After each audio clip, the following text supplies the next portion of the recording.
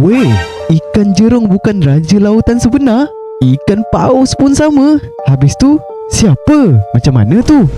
Terima kasih kepada penonton yang tinggalkan komen ni dan bagi idea untuk video kali ni. Kalau korang pun ada idea menarik untuk abang ceritakan, jangan lupa like, subscribe dan komen je dekat bawah. Okey, jom kita start.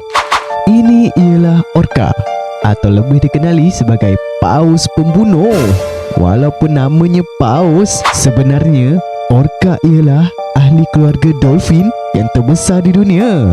Kenapa orca ni digelar raja lautan? Sebab orca memburu secara berkumpulan dan menggunakan strategi yang sangat bijak. Pernah terjadi sekumpulan orca sengaja menghasilkan ombak untuk menjatuhkan anjing laut dari bongkah ais.